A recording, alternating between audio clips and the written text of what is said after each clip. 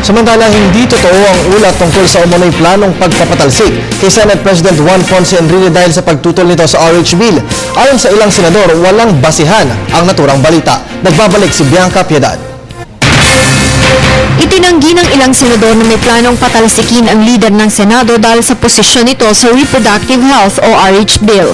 Ayon kina Senador Panfilo Lacson at Pia Cayetano, walang dahilan para magkaroon ng Senate kunang dahil sa kontrobersyal na panukalang batas. Dagdag pa ni Lacson, hindi ka panipaniwala na mapapatalsik si Senate President Juan Ponce Enrile ng dahil lamang sa pagtutol nito sa RH Bill. Ang pagkakaroon nila ng Senate coup ay maaaring gawin sa Senado. Hindi na satisfied ang mga senador sa leader nito. Hindi ako naniniwala doon. RH or no RH, kung may numero yung mga naglalaway-laway na matanggal si Senate President Enrile, tatanggalin nila. Hindi naman kailangan mayroong RH bill na pag-uusapan bago para magtanggal ng isang Senate President. Wala akong alam.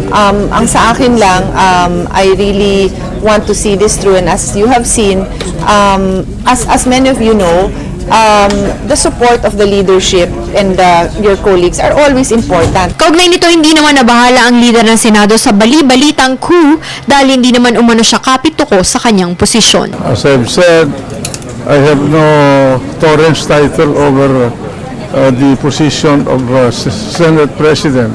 At any time, one in my place like me could lose the seat if your peers do not agree with you and they have the numbers to unseat you. And I hope that they will also respect my position as I will respect their position. Para sa Telebisyon ng Bayan,